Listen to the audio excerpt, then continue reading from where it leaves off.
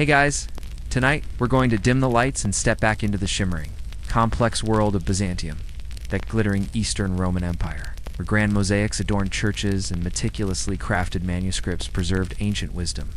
But we're not going to talk about emperors or saints, not really. Tonight we're going to consider something far more intimate, far more personal, yet deeply intertwined with the prevailing cultural currents of the time. What it meant to be a left-handed scribe in this intensely right-handed world. Imagine, if you will, the flicker of an oil lamp, the scratch of a quill on vellum, the faint scent of ink and parchment, and the constant nagging feeling that the very hand you were born to use was inherently wrong. You probably won't survive this era without learning to adapt, or at least without a lot of smudges on your precious texts. So, before you get comfortable, take a moment to like the video and subscribe, but only if you genuinely enjoy what I do here, and let me know where you're tuning in from and what time it is for you right now. Now, dim the lights, maybe turn on a fan for that soft background hum, and let's ease into tonight's journey together. From the earliest dawn of human civilization across countless cultures and millennia, left-handedness has often been viewed with suspicion, fear, or outright condemnation. The very word sinister comes from the Latin for on the left side, immediately associating it with ill omen, evil, or untrustworthiness. This isn't just a European phenomenon. In many Eastern cultures, the left hand was, and sometimes still, is considered unclean, reserved for personal hygiene, while the right hand was for eating, giving, and social interactions.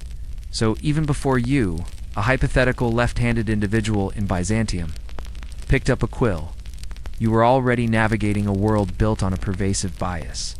Think about the sheer practicalities of a right-handed world. Duels, from simple eating. Utensils to agricultural implements were designed for the right hand. Even greetings and gestures often implicitly favored the right. This universal preference wasn't merely a matter of efficiency. It was deeply embedded in language, custom, and symbolic thought. In Greek, the language of Byzantium, the word for left row iota sigma, tau epsilon, rho g sigma, aristeros could also carry connotations of ill luck or awkwardness. Outright delta epsilon xi iota g sigma, dexios, was linked to skill and good fortune. This linguistic bias alone would subtly, yet consistently, reinforce the otherness of left-handed individuals. The origins of this bias are complex and debated by historians. Was it purely pragmatic, stemming from the majority's natural-handedness? Or did it arise from ancient superstitions linking the left side to darkness, the feminine, or the chthonic realms? Perhaps it was a combination, with practical preference solidifying into cultural dogma over centuries. What is clear is that by the time of the Byzantine Empire, roughly from the 4th to the 15th centuries, the societal leanings against left-handedness were deeply entrenched. You were, by nature, an outlier in a world that prized conformity and order. And nowhere was this more keenly felt than in the meticulous, sacred, and often rigidly traditional world of the scribal arts. A quirky tidbit, despite this widespread bias, studies suggest that the proportion of left-handed people in the human population has remained remarkably consistent at around 10% for thousands of years, even going back to the Upper Paleolithic age. This implies a biological or genetic component that defied cultural attempts at suppression.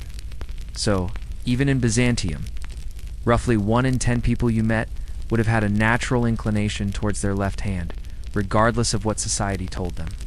Historians still argue whether the consistent 10% figure for left-handedness across millennia suggests a biological imperative that resisted social pressure, or if societal repression simply meant that many naturally left-handed individuals were forced to use their right hand, thus making their true-handedness invisible to historical record. Imagine the internal struggle, the constant adjustment, the subtle resistance to an ingrained societal norm, simply to exist and function. For a scribe, this struggle would be magnified with every painstakingly formed letter. Having established the pervasive societal bias against left-handedness, Now narrow our focus to the very heart of Byzantine intellectual life, the scribal workshop.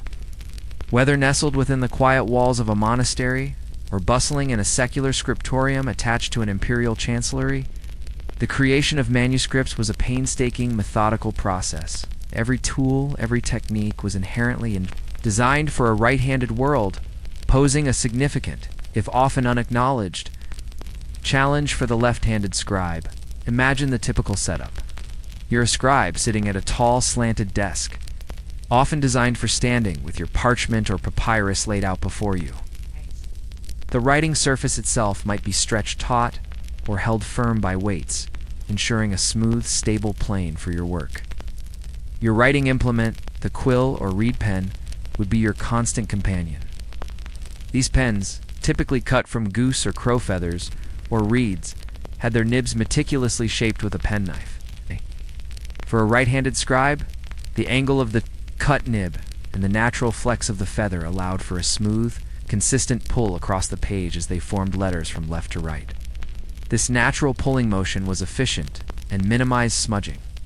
Now, picture yourself, a left-handed scribe, trying to use this same instrument. Your natural inclination is to push the pen across the page, moving from left to right. This motion, however, is fundamentally awkward with a right-handed cut quill. It can snag on the parchment fibers, create an uneven ink flow, and most significantly, lead to constant smudging as your hand drags over the freshly written ink. It's like trying. To cut with scissors made for the other hand, technically possible, but frustratingly inefficient and prone to error, you'd have to either adapt a highly uncomfortable grip, learn to write in an unnatural way, perhaps even from right to left. A highly unorthodox and socially unacceptable practice for Greek script, or constantly reposition your hand in the parchment to avoid the inevitable ink trails. Your other essential tools were equally right-hand centric. The penknife, used not only for sharpening quills, but also for scraping away mistakes from the vellum, would typically be held in the non-dominant hand. For a left-handed person, this would mean holding the knife in their right hand, a less dexterous and potentially more error-prone operation, especially when dealing with delicate and expensive parchment. The inkwell, often positioned to the right of the writing surface, would require a conscious reach across or an awkward repositioning. Even the layout of the exemplar, the manuscript you were copying from, would likely be placed to your left. A natural setup for a right-handed individual to glance and then write. For a left-handed scribe, this might necessitate a constant, slight twist of the body or neck, leading to discomfort and fatigue over long hours. Historians still debate the extent to which scribal schools or monastic scriptoria explicitly trained or corrected left-handed individuals. Were there different desk setups, different quill cuts? Or was the expectation simply that one adapted or failed? The silence of the historical record on specific accommodations is itself telling. It suggests that left-handed scribes were either rare enough to be negligible, or they simply had to conform, often invisibly. A quirky tidbit is that some researchers, by analyzing the minute strokes of surviving manuscripts, have attempted to identify subtle left details in the handwriting, such as unusual pen lifts or stress points, hoping to unearth these hidden individuals who defied the right-handed bias. It was a world where even the most fundamental act of putting ink to page was a constant, subtle battle against the established norm. Imagine working for hours, day after day, not just copying texts, but constantly fighting against the very design of your instruments, your workspace, and the ingrained expectations of your craft. The ink didn't just dry on the page, it was a constant reminder of your difference. You're a left-handed scribe in Byzantium, and every stroke of your quill is a testament to your resilience.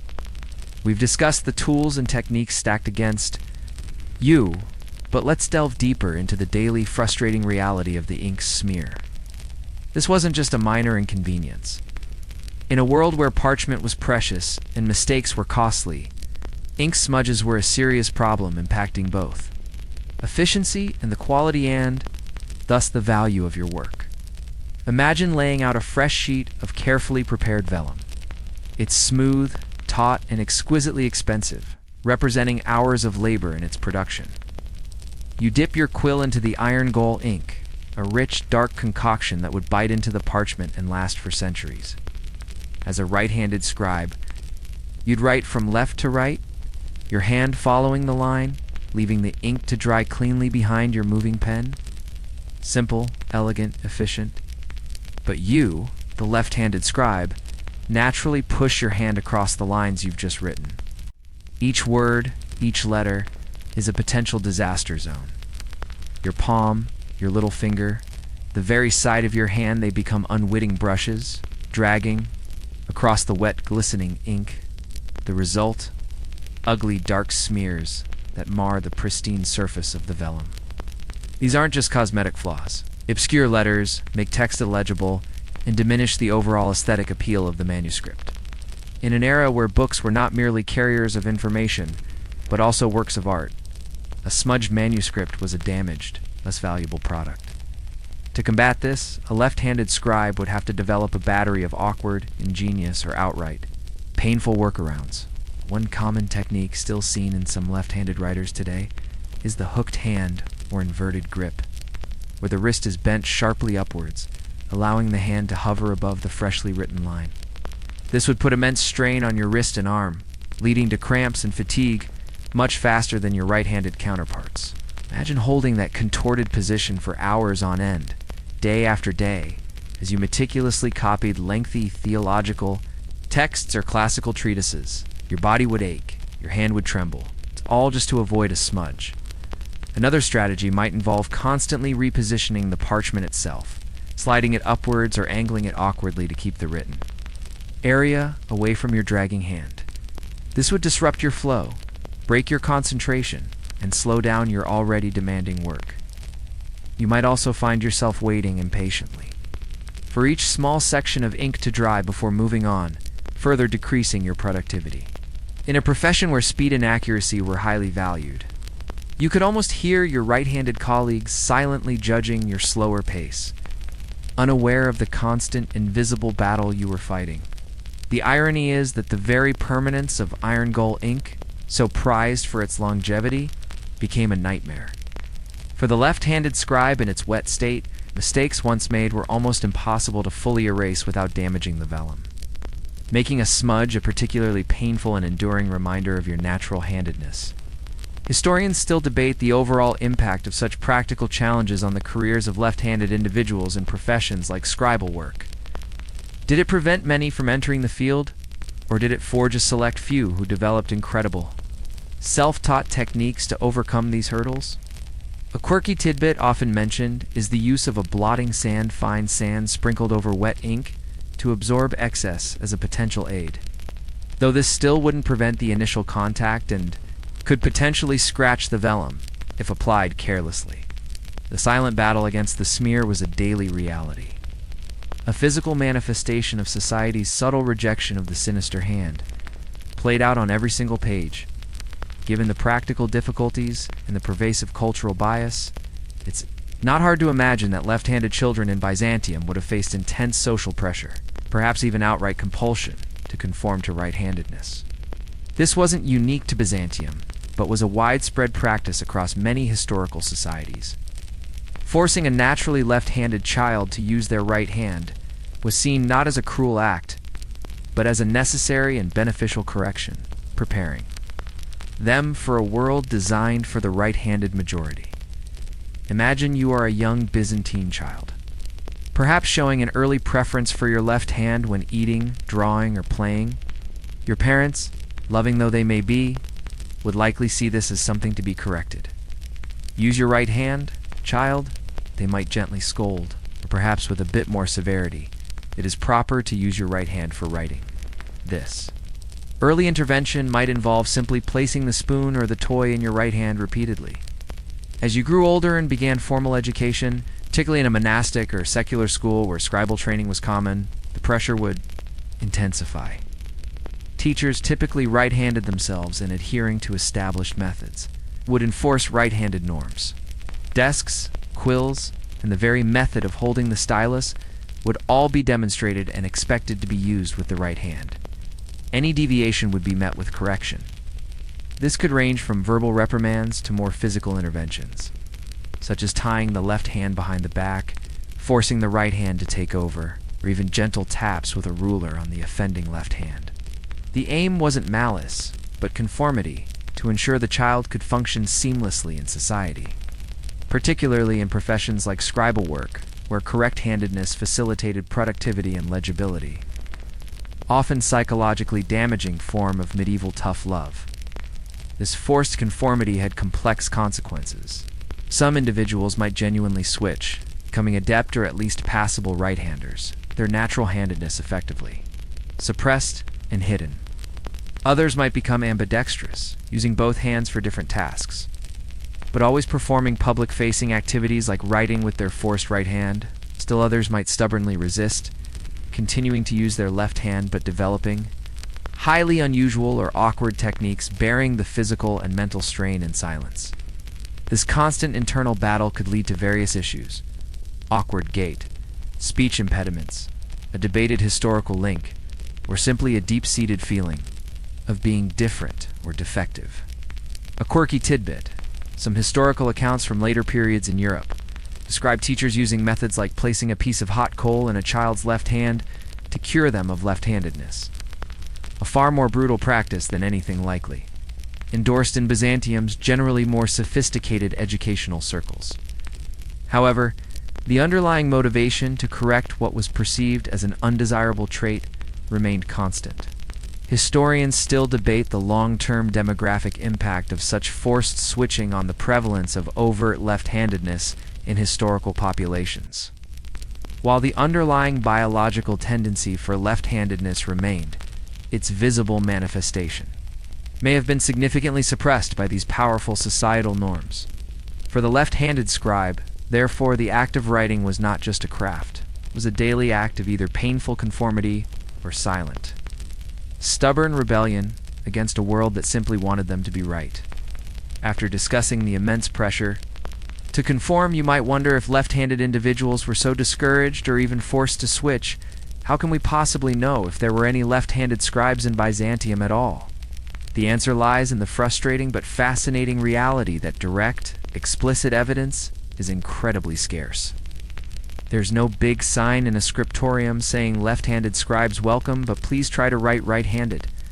The very success of forced conformity means that most naturally left-handed individuals likely passed as right-handed in their public and professional lives. So how do we look for these hidden individuals? It's largely a game of subtle hints and forensic paleography, the scientific study of ancient handwriting. Unlike a modern society with surveys and self-identification, Byzantine records rarely note such a personal detail as handedness. The scribes themselves, if they were forced to switch, certainly wouldn't advertise their sinister origins. To do so would be to highlight a perceived flaw, as potentially impacting their reputation or the perceived value of their meticulous work. This leads to the intriguing concept of hidden in plain sight. A scribe might have flawlessly executed their script with their right hand, having trained intensely to overcome their natural left-handedness. Their work would look entirely normal to the casual observer, and indeed to most paleographers. For centuries, this makes definitive identification incredibly difficult. It's almost like trying to spot a secret agent who's perfected their cover story. However, a few tantalizing possibilities emerge. Some modern paleographers, using advanced analytical techniques, look for subtle tells in the handwriting that might betray a suppressed handedness. These could include unusual pen strokes, a slight upward flick at the end of a stroke, where a right-hander would naturally lift, or an awkwardness in forming certain curves, ink pooling or smearing patterns. Despite best efforts, a left-handed scribe might consistently leave certain types of smudges or ink concentrations that differ from right-handed patterns, especially in specific letter formations, unusual letter slant or pressure, while scribal hands often followed strict stylistic rules. A forced grip or an unnatural writing motion could subtly alter the pressure applied to the quill or the natural slant of the letters. Fatigue patterns over long hours, the strain of an unnatural grip might lead to a more pronounced deterioration of script quality in a way distinct from that of a right-handed scribe. These are, of course, highly speculative and require extensive, meticulous analysis. They are more like forensic hints than smoking guns. Historians still argue about the reliability of using purely paleographical evidence to definitively determine a scribe's handedness, acknowledging the inherent subjectivity and the vast variations within individual handwriting styles. A quirky tidbit is that some Byzantine manuscripts show occasional, inexplicable deviations in script direction or awkward letter formations that defy typical right-handed habits, leading some scholars to playfully wonder if a left-handed scribe snuck in a few rebellious strokes when they thought no one was looking. Tantalizing thought. A small, silent act of defiance embedded in centuries-old parchment. The lack of explicit evidence, then, is not necessarily proof of absence, but rather a testament to the powerful, often invisible forces of social conformity in Byzantium, forcing a significant portion of the population to live and work right-handedly. While the vast majority of Byzantine scribes left no explicit record of their handedness, and most evidence remains speculative, there is a fascinating, albeit rare, glimmer of direct insight: the maverick colophon. A colophon is a note, typically, found at the end of a manuscript, where the scribe might record details about their work, the date of completion, the cost, a prayer, or sometimes a personal comment. In a few scattered instances, primarily from later medieval Europe, rather than directly from Byzantium, though the underlying cultural currents were similar, a scribe, often defiantly, chose to record their left-handedness. Imagine the sheer audacity, the quiet pride, or perhaps the weary resignation that would compel a scribe to write such a note. In a society that subtly, or not so subtly, disparaged left-handedness, to declare it openly in the permanent record of a manuscript was an act of significant self-assertion. It was akin to shouting, "Yes, I am different, and yet I have accomplished." This, one famous example from a medieval German manuscript reads, "Margaretha von Schönberg has written this with her left hand." While this is not Byzantine, it powerfully illustrates the rare phenomenon of a scribe explicitly claiming their sinistrality.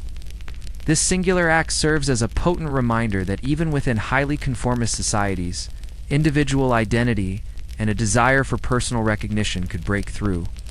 For a left-handed scribe in Byzantium, such a declaration would have been an even rarer and perhaps riskier move. The Byzantine Empire, with its strong emphasis on tradition, order, and divine authority, might have viewed such a confession of an unnatural trait as undesirable in a sacred text.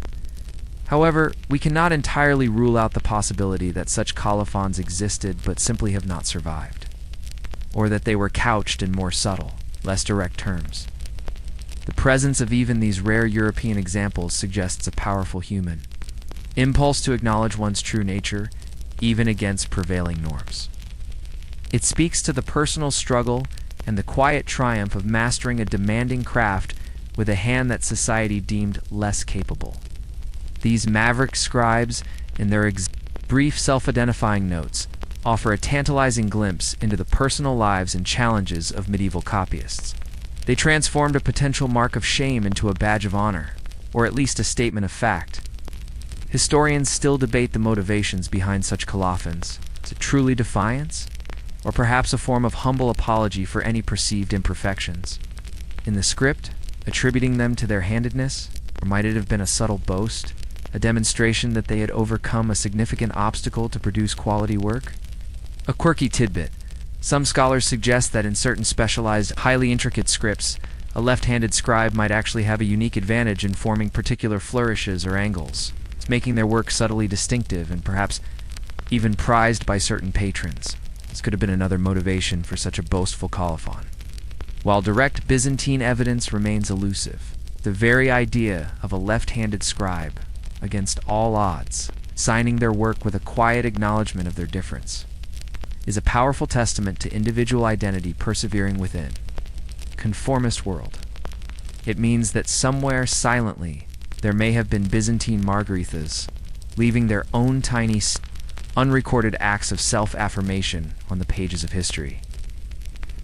You're deep into the rhythm of Byzantine life, where the right hand is revered and the left often reviled. Now, let's consider the environment where many Byzantine manuscripts were produced: the monastic scriptorium. These were not just quiet rooms for copying. They were centers of rigorous discipline, spiritual devotion, and often strict adherence to established practices.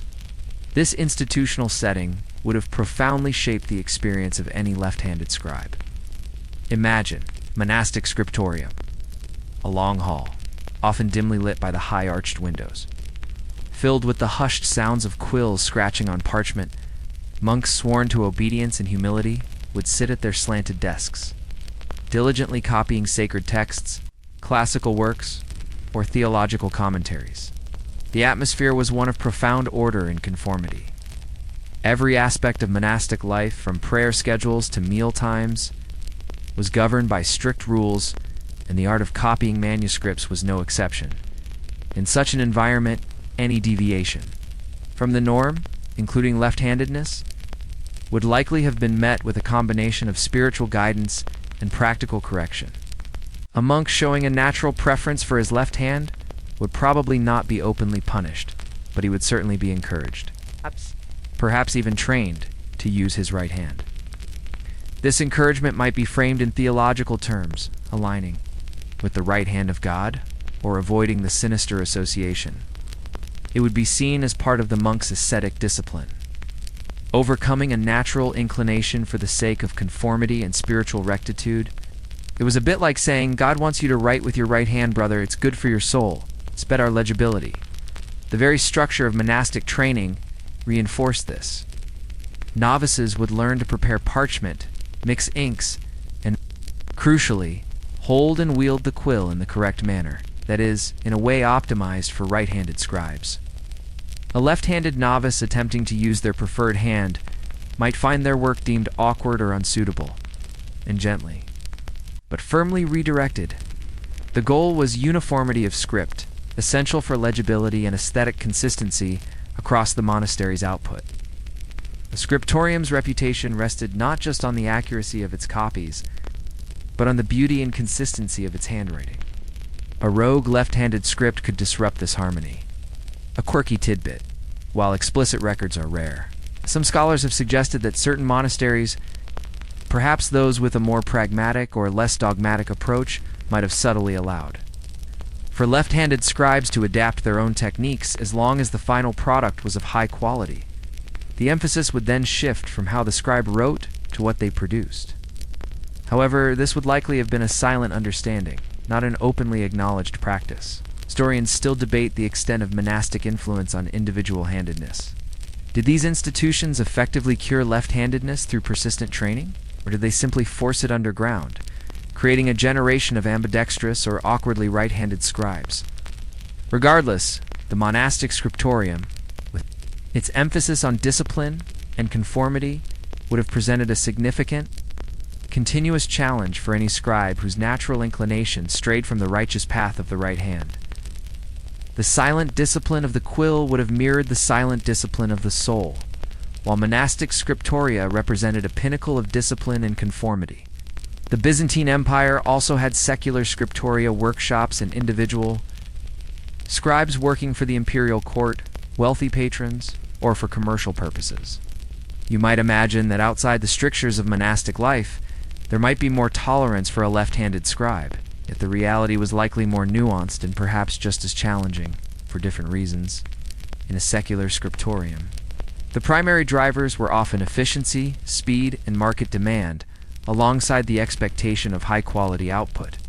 If you were copying legal documents, historical chronicles, classical literature for a patron, the key was to produce a clean, legible, and reasonably swift copy. In this context, a scribe's handedness might theoretically matter less than their raw skill and productivity.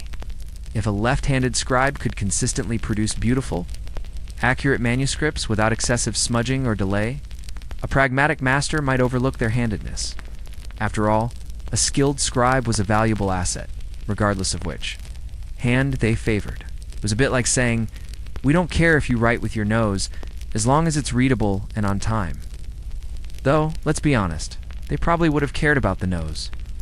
However, even in secular settings, the ingrained societal bias persisted.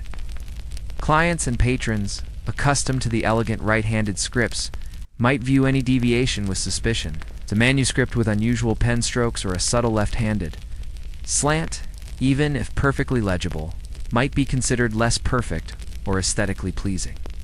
Reputations mattered immensely in the Byzantine professional world. A scribe might hesitate to reveal a trait that could subtly undermine their standing. So, while direct compulsion might be less overt than in a monastery, the pressure to conform for professional acceptance and marketability would still be immense.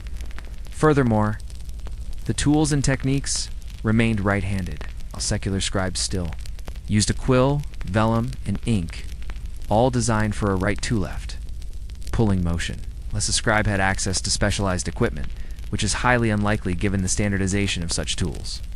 They would still face the daily battle against smudging and awkward posture. Even if the master scribe was tolerant, inherent physical challenges wouldn't simply disappear. Historians still debate the practical differences between monastic and secular scribal practices regarding handedness. Was one truly more accommodating than the other?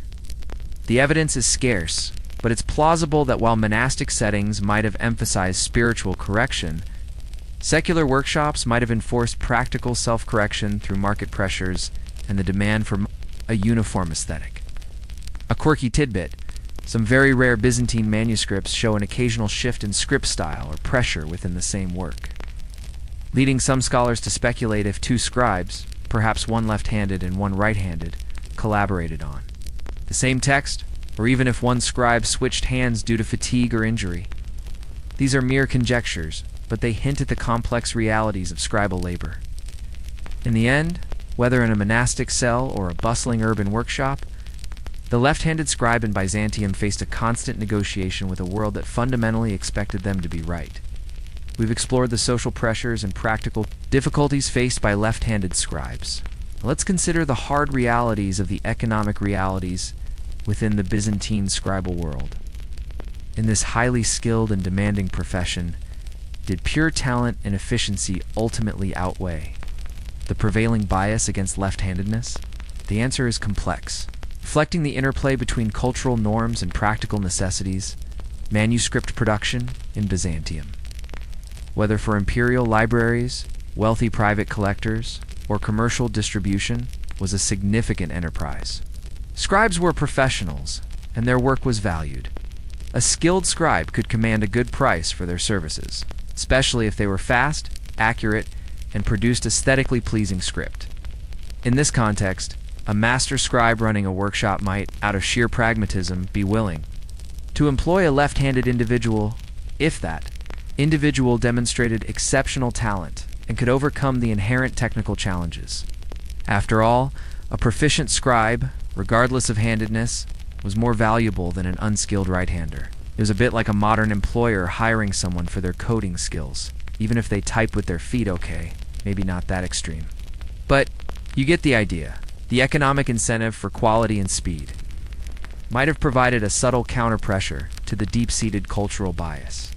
If a left-handed scribe could produce cleaner, faster, more accurate copies than their right-handed peers, their practical value might override their perceived defect. The highly competitive market for luxury manuscripts. Artistic excellence often trumped conformity. Imagine a patron commissioning a magnificent gospel book. Their primary concern would be the beauty, accuracy, and longevity of the text, not which hand the scribe used to create it, as long as the end result was superb. However, this doesn't mean the bias disappeared. A left-handed scribe might have had to work harder to prove themselves, too. Demonstrate their skill beyond a doubt. They might have been less likely to rise to positions of authority, such as leading a scriptorium, where administrative and social roles would also be influenced by perceived normalcy, and the financial cost of their materials might also factor in. If a left-handed scribe's unavoidable smudges or awkward motions led to a higher rate of parchment spoilage, that could make them a less economically attractive option for a master. Historians still argue about the true economic mobility of skilled artisans who carried a societal stigma. Did their craft truly insulate them from discrimination, or merely reduce its overt manifestations? A quirky tidbit is the existence of secretary, hand-specific, often rapid and less formal, styles of script used by professional clerks for everyday documents.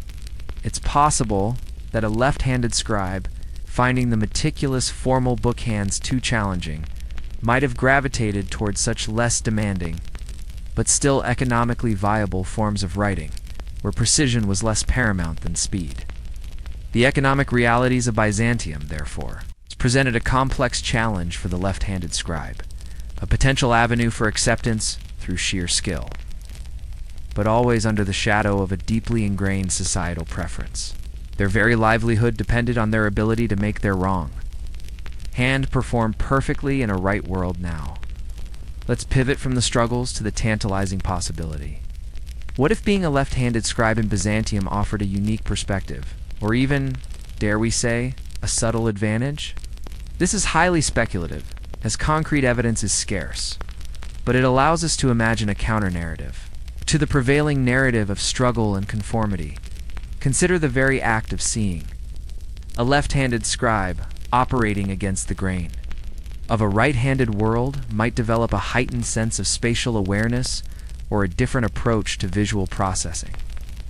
When copying an exemplar, they might instinctively break down the script in a way a right-handed scribe wouldn't, perhaps focusing on the negative space between letters or the overall flow of a line differently.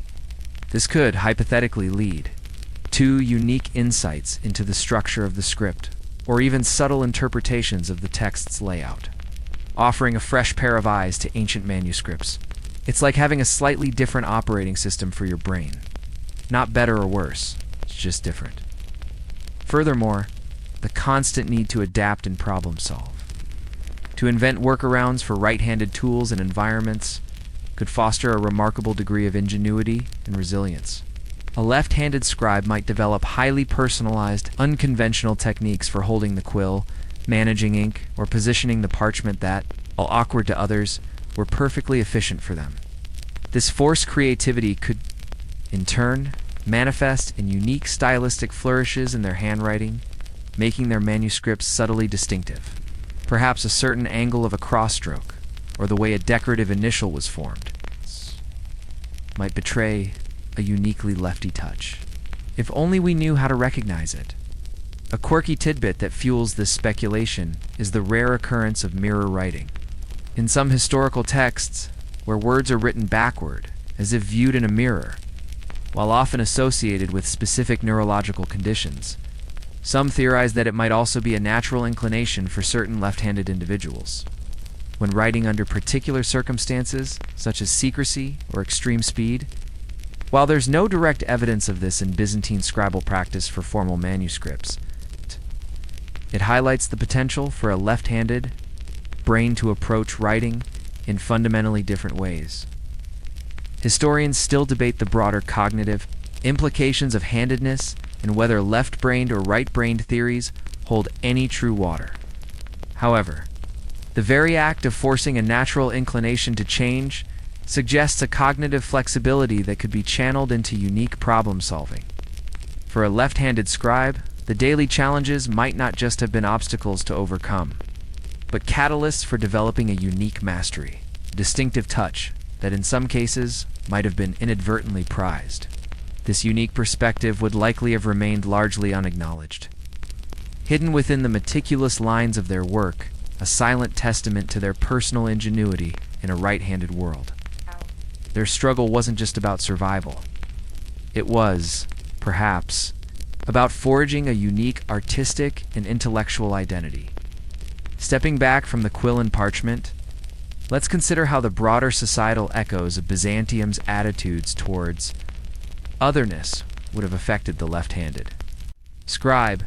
Beyond the practicalities of ink and the specificities of scribal craft, left-handedness would have been just one facet of a cultural landscape deeply rooted in symbolism, tradition, and a keen awareness of what was deemed normal or divinely favored. Byzantine society, like many pre-modern societies, had a powerful sense of hierarchy and order, often reinforced by religious doctrine. The right side was consistently associated with good, divine favor, righteousness, and strength. Think of Christ seated at the right hand of God, or the right hand used for blessings. The left side, conversely, was often linked to evil, judgment, weakness, and the sinister. This wasn't merely a casual superstition. It was woven into the fabric of theological interpretation, liturgical practices, and daily customs. For a left-handed person, this meant constantly existing within a symbolic framework that implicitly, sometimes explicitly, cast their natural inclination in a negative light. You were literally born on the wrong side of the track. Cosmically speaking, this societal echo would manifest in various subtle ways. A left-handed scribe might encounter a general, unspoken assumption of awkwardness, or even a slight air of suspicion. While not necessarily leading to overt discrimination in all cases, it could create a pervasive sense of being lesser or unnatural compared to the right-handed majority. In a culture that valued conformity and divine alignment, being inherently left could be a quiet burden. Even if you were exceptionally skilled, consider the communal aspects of scribal work. Scribes often worked in proximity, observing each other, perhaps sharing tips or techniques. A left-handed scribe attempting to write in their natural manner might attract curious or even disapproving glances from their peers or superiors. Pressure to conform, therefore, wasn't just external, could become internalized, leading to self-consciousness and a desire to hide or correct their natural handedness.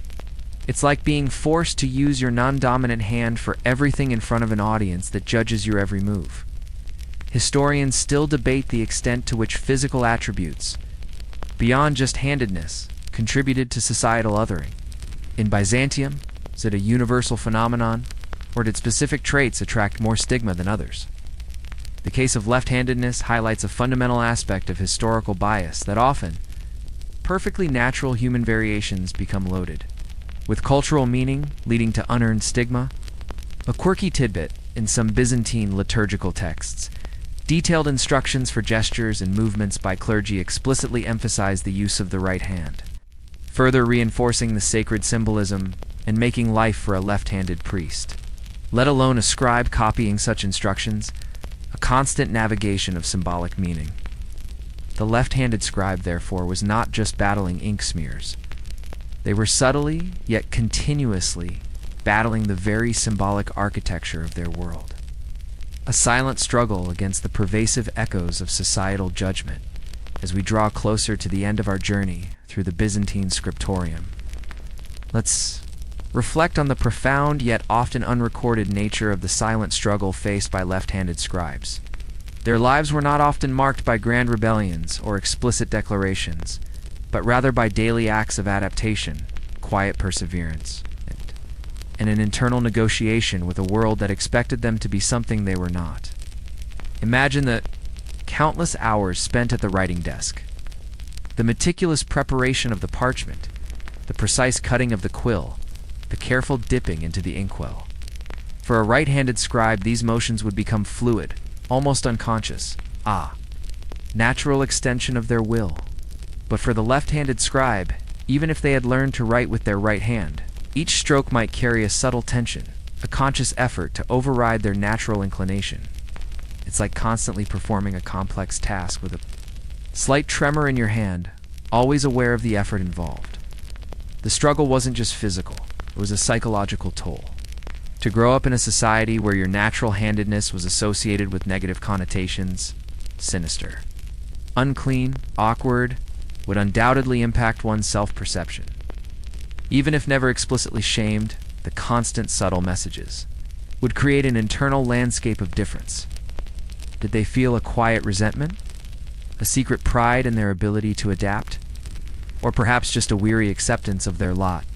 These inner worlds are, by their very nature, almost impossible for historians to access, remaining a silent struggle. Their resilience, however, is undeniable.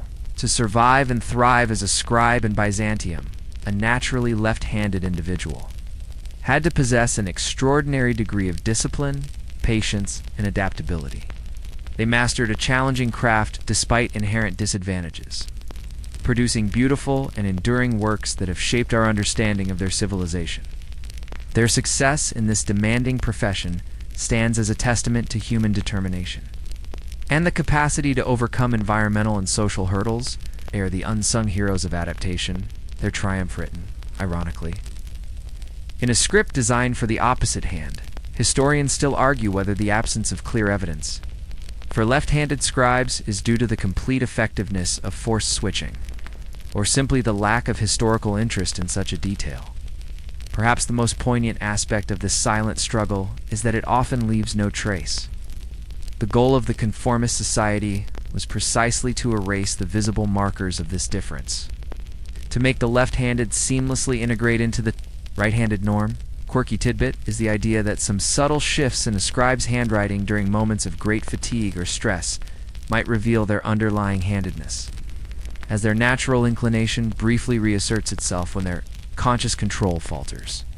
It's a fleeting, almost poetic whisper from the past, hinting at the true hand that guided the quill. The silent struggle, therefore, is not a story of loud battles, but of countless quiet victories etched invisibly into the very fabric of Byzantine manuscripts.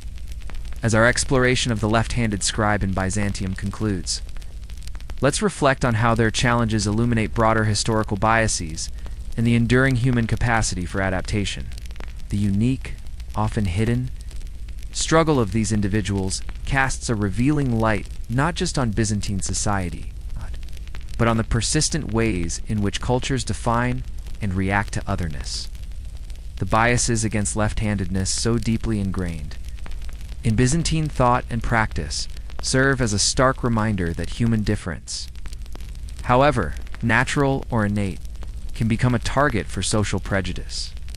The preference for the right hand, rooted in a complex interplay of practicality, religious symbolism, and superstition, transformed a simple biological variation into a loaded cultural marker. This phenomenon extends far beyond handedness, mirroring historical discrimination based on ethnicity, gender, social status, or any perceived deviation from the dominant norm. The silent battle against the quill and the smudge becomes a microcosm for countless individual struggles against broader societal expectations. Yet, within this framework of bias lies the remarkable story of human resilience. Despite facing physical discomfort, potential social stigma, and the active encouragement to change their natural inclination, left-handed individuals persisted. The very existence of even a handful of identified or speculatively identified left-handed scribes, or even the theoretical possibility of them, speaks volumes about their determination. They were the quiet revolutionaries, not in challenging the system overtly, but in simply being and doing within its constraints, and doing so with skill and dedication. Their ability to master a craft fundamentally designed for the opposite. Hand is a testament to the brain's plasticity and the human spirit's capacity for adaptation. The enduring legacy of these challenges is not found in grand monuments built to left-handedness, but in the subtle ways it has shaped the historical record itself. The relative absence of explicit mention forces us to look closer, to delve deeper into the nuances of paleography and social history, to read between the lines of both text and culture. It compels us to ask, what other hidden lives existed within historical societies whose experiences remain largely unrecorded due to prevailing norms? Historians still grapple with the methodological challenges of uncovering such invisible populations and their experiences, making the study of handedness a fascinating, albeit difficult, frontier in understanding daily life in the past. A quirky tidbit to end on. Even today, in modern education, there are still subtle biases in classroom tools and setups that can make writing less comfortable for left-handed children, though these are largely unintentional and actively being addressed. It reminds us that historical echoes, even from Byzantium, can linger in surprising ways. So as you drift into sleep, consider the silent strength of the Byzantine left-handed scribe. Their story, though largely unwritten by their own hand as a lefty, speaks volumes about the power of cultural norms, the enduring nature of bias, and the quiet, persistent triumph of the human spirit to find its way even when forced to lean right. As the High Middle Ages gave way to the Renaissance, especially in the vibrant intellectual and artistic centers of Italy, the role of those magnificent city bells began to subtly, but undeniably change. They didn't vanish, of course, their Still ringing in Italian cities today, but their supreme authority over time and daily life started to be challenged by a new, revolutionary technology, the mechanical clock. This wasn't a sudden death knell for bells, but rather a slow, graceful evolution. A shift in the way time itself was perceived and precisely measured. Imagine the wonder, perhaps a touch of suspicion, with which the first mechanical clocks were viewed. These were intricate contraptions of gears, weights, and escapements. Initially installed in the very same bell towers, sometimes alongside the existing bells. For the first time, time was being measured not by human effort or the sun's arc, but by a precise, unceasing internal mechanism. Early mechanical clocks didn't have faces with hands like we know them. They often struck a bell to indicate the hour, sometimes with a miniature automaton figure emerging to strike it. So, paradoxically, the clock still relied on the bell for its public voice. It was like a new, nerdy friend who was still a little shy and needed the loud, extroverted bell to communicate. The advent of mechanical clocks brought a new level of precision to timekeeping that bells, reliant on human bell ringers, simply couldn't match. No longer was midday a rough approximation based on a series of chimes. It became a precise point marked to the minute. This shift had profound implications for society. For merchants, contracts could be drawn up with greater exactitude. Scholars, astronomical observations, and scientific experiments could be timed with unprecedented accuracy. The concept of efficiency began to gain new meaning. As activities could be planned and executed with a level of synchronicity previously impossible, however. Historians still argue whether the initial spread of mechanical clocks was driven primarily by practical necessity, the need for more precise time in commerce and navigation, or by the intellectual curiosity and human fascination with ingenious. Machinery characteristic of the Renaissance was probably a delightful mix of, oh, this is useful, and ooh, shiny. Even as clocks proliferated, bells retained their social and symbolic power. They continued to be the voice of celebration, alarm, and communal identity. A clock could tell you it was noon, but it couldn't ring a triumphant peal for a victory or a mournful toll for the dead with the same emotional resonance.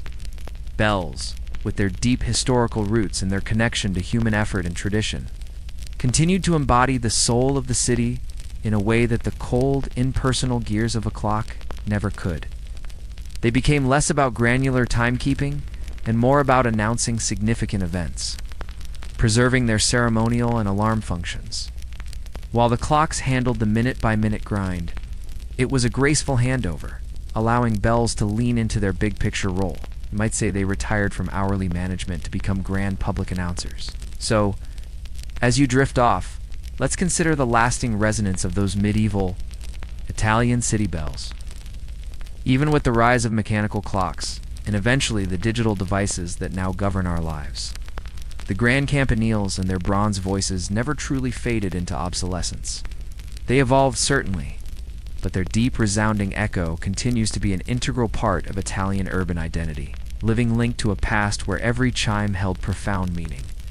Today, you wander through the cobbled streets of Florence, Siena, or Venice, you'll still hear them. The bells from the Duomo, the civic towers, the smaller churches, they still mark the hours, though now it's often in conjunction with a precise mechanical clock. But listen closely. It's more than just telling time. The grand evening peal, perhaps the Ave Maria bell, still calls to mind centuries of devotion. The joyous, almost chaotic, ringing during a festival like Siena's Palio or Venice's Carnival still evokes the collective euphoria of past celebrations. And while we no longer live in fear of the fire bell, it's distinct. Urgent clang during a test or a drill still carries a vestige of its ancient power to command attention. The legacy isn't just auditory, it's deeply cultural and architectural. The campanile remains an iconic symbol of Italian cities, instantly recognizable, standing testament to generations of craftsmanship and civic pride. They represent the collective memory of a people there, triumphs, their tragedies, and their daily lives, all woven into the very stone and bronze of these magnificent structures. Historians continue to study how the specific bell cultures of individual cities shaped their unique identities, creating a soundscape as distinct as their architecture or dialect. Was the bell of Florence particularly assertive, reflecting its mercantile power? Was the bell of Venice more melodic, echoing its maritime heritage? We can only imagine the subtle nuances, a quirky tidbit. Many of these ancient bells are still the original ones, having survived centuries of war, fire, and political upheaval. They are living artifacts, their vibrations literally connecting you to the very same sounds that medieval citizens heard. Imagine that. The very same molecules in the air, vibrating the same way they did for a baker in the 13th century. It's a physical link across time, a continuous, unbroken chain of sound. So the next time you find yourself in an ancient Italian city, and the majestic sound of its bells washes over you, close your eyes for a moment. Forget your modern distractions.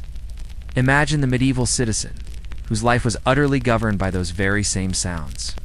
Feel the anxiety, the relief, the joy, the fear. Understand that for centuries, these magnificent bronze voices were the beating heart of the city, keeping everyone slightly anxious. Yes, but also utterly connected, utterly informed, and utterly alive within their shared, sonically defined world. Their resonance lingers, a beautiful, powerful echo through the ages, reminding us of a time when the loudest voice in town was a colossal piece of metal, expertly struck, dictating the very rhythm of existence.